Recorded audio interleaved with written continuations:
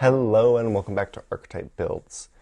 This is a channel where typically we take an archetype, usually stereotype or paragon from fantasy or fiction, and show you how to do it in your D&D character. But today I want to talk about Fantasy High Junior Year once again. One, because you guys seem to like the video, and two, because I will be at the Dimension 20 UK tour next week. I am packed. I am ready to go. My plane leaves in less than 24 hours. And I've been spending a lot of time on the subreddit, kind of looking through people's theories, stuff that they think is going on in this season.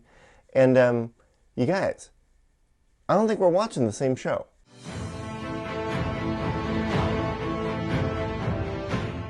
So I made a video like a month ago, and in that I said that it was too early to even guess what was going to happen at the end of junior year. We were way early on. We didn't have enough clues to even like make coherent theories, and it is no longer that early. We've got, I believe, 9 episodes left in the season, and that's just enough time for things to go pretty crazy, but not enough time for them to introduce any major new themes, right? That we are going to be playing with the toys that we have. So I'm going to get my safest, most logical predictions out there on the board. Stick around till the end for my rapid fire 5 craziest theories that I have. Oh, spoilers through episode 14 of Fantasy High Junior Year. So here are some things that I feel like are true, even though they're not explicitly stated in the show yet. Like it's obvious, although implicit still. So Kipper Lily is using the Devil's Nectar. Like probably her and the whole Rat Grinder squad. It's for them. It's to lie. That's the purpose of the magic item, is you lie with it and then you get to say whatever and you are successful, right? They are not putting it in the food. Stop saying that they're putting it in the food. That's not a real thing, all right? The other thing is, based on the most recent episode, I believe Brennan indicated that it could be used to falsely pray to a god. So now we've got the picture, right? Like we've got all the pieces, like that's what they're using it for. Like why would Brennan say that if it wasn't true? And also, like, obviously the god that they are falsely praying to is Ankarna, right? Like that's, like there aren't any other major gods near or associated with the Rat Grinders. Like maybe Helio, maybe Sol, but based on Lucy Frostblade's like submission, based on the whole circumstances with their deal, like they are an Ankarna group. Like that's what they're doing. That's the business, right? So if they're lying to a god to worship them, it's Ankarna. I would also say it's not explicitly stated, but it is pretty clear to me that Ruvina, who is Ankarna's sister and clearly loved her very much, put Lucy Frostblade and the Rat Grinders onto Ankarna. Again, not explicitly stated, but it'd be a wild coincidence if the party cleric prayed to a close family deity of Ankarna and they just so happened to uncover her in some other way, right? Maybe it wasn't explicit. The other thing is, Brennan made pretty clear that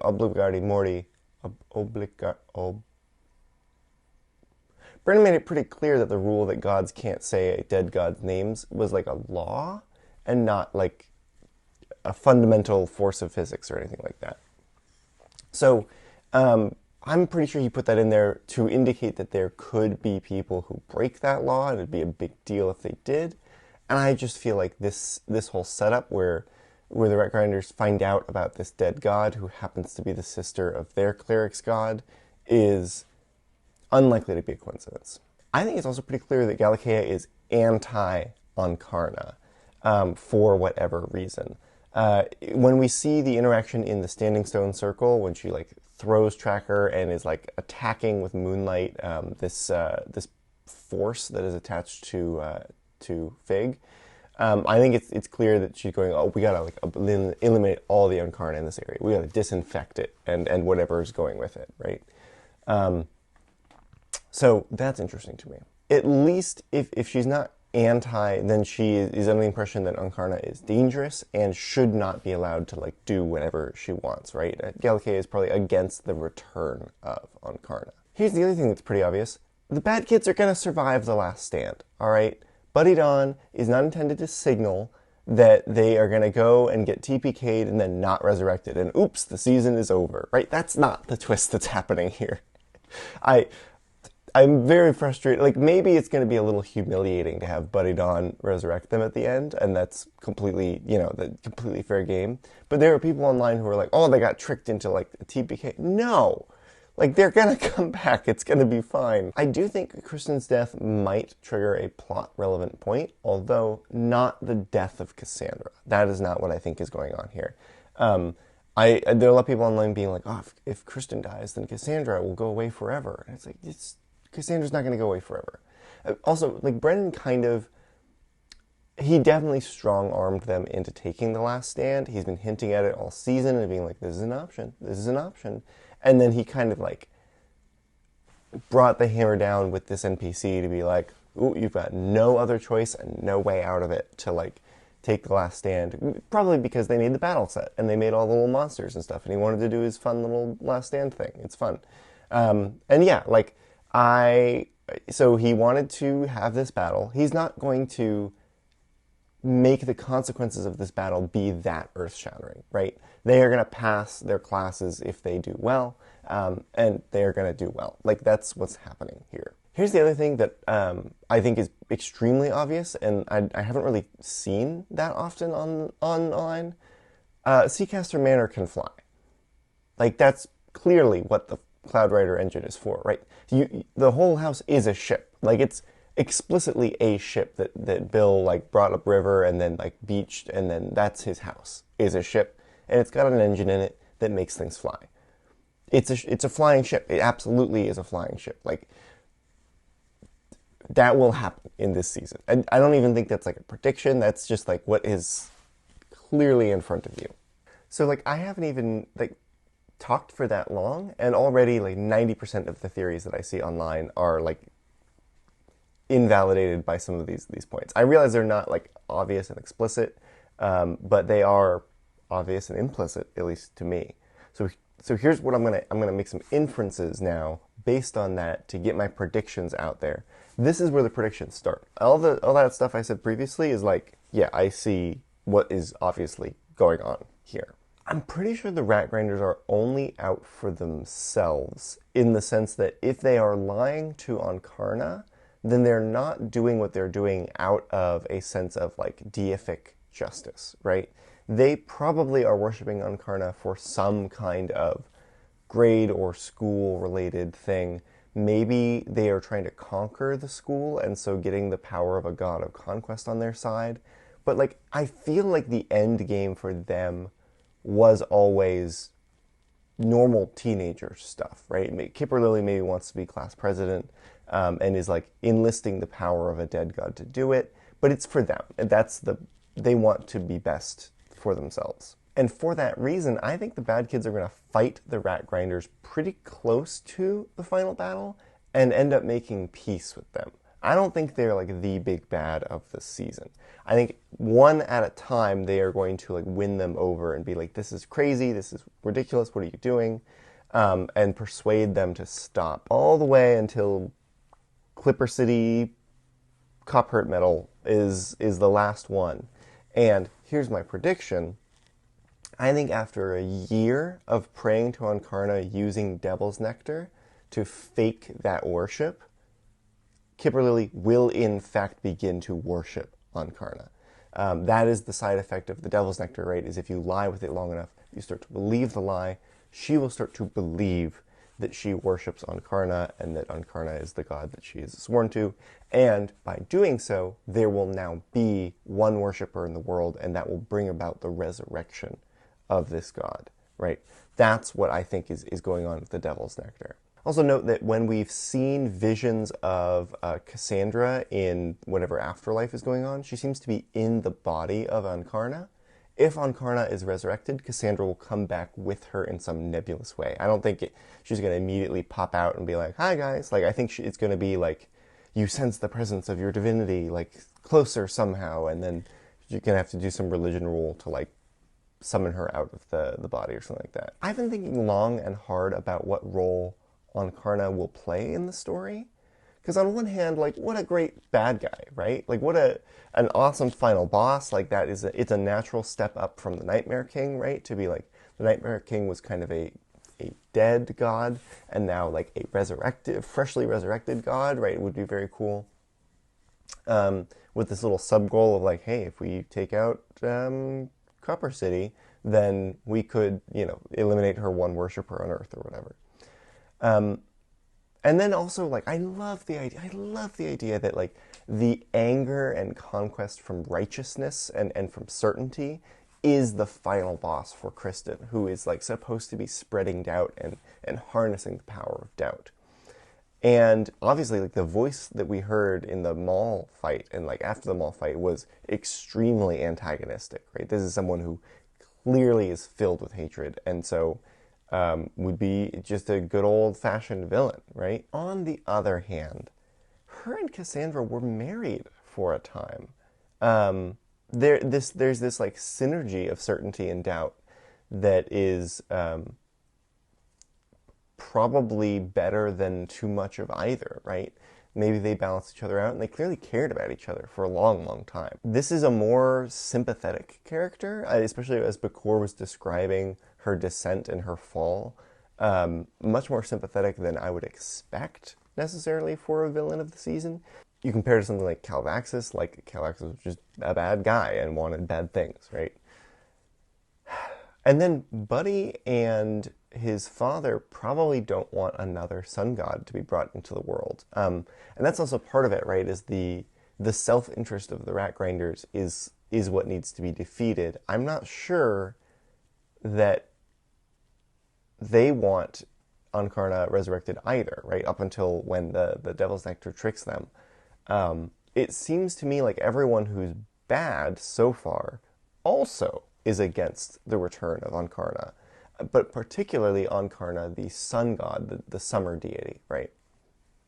So I do think this is going to be another case where they have to convince a god of certainty and righteous conquest to embrace doubt a little bit and step back from that ledge and be more of a summer god, and that will take them into conflict with Sol and Helio, who I think are much better villains for the season. And where will this confrontation with Ankarna take place, you ask? Why, in the Mountains of Chaos, which we were told is not only where Cassandra and Ankarna got married, so obviously that's the spot that they're going to go to, but also we were told that the Rat Grinders have been there in their adventures. Side note, what adventures? I thought they only killed rats. That's the whole thing. That's the whole bit that they do. That's the whole premise of their existence. Why were they in the Mountains of Chaos? Were there rats there? Not sure whether this is a plot hole or whether they've been lying about their conquests. But they are apparently familiar with the Mountains of Chaos. Lucy Frostblade and her people are from there. That's 100% where we're going. And way up on top of some huge mountain above the clouds. And so the only way to reach it is by flying, which means they'll have to make Seacaster Manor fly to the Mountains of Chaos with the Cloud Rider engine. It's 100% going to happen, and I think sooner than you think. Because I don't think that will be the final finale. I think that is where they are going to confront the Rat Grinders. Ankarna will be unleashed. I think probably Ankarna grabs Crop Tip Nipple and teleports away, and they are going to have to go find them in the true finale, which is the student president elections. Guaranteed. That's the big final two-parter is going to be there. I think Mountains of Chaos is before that. I'm also going to just, like, this is a little bit less of an obvious point. I admit I'm taking a slight detour from the beaten path here. On the Spy's Tongues curse. So Kalina obviously made a Spy's Tongues curse with someone, and that someone is obviously one step removed from Brog Barkrock. Like that is clear enough. You can go two directions with this. Rog's main job is protecting Tracker, right? So if you wanted to talk about Tracker and you didn't want to confuse anyone, you could talk about Rog. Tracker was infected with Kalina, right? So she'd certainly have been able to see her and make a deal with her at some point. completely reasonable to think that that's the case. I just don't love it. I think that Tracker's whole deal with like spreading the word of Galatea is more about contrasting with Kristen than it is setting up to be a villain. I don't think that whole business. She seems good fundamentally, and Galatea seems to be protecting the world from the return of Ankarna, right? Hard to say, but I would say Tracker's probably not the candidate, which means that it's definitely Lydia Barkrock. So that's, everyone online has clocked this. This is, I think, another obvious point. I think Lydia Barkrock is the person the Spice Tongue's curse is made with.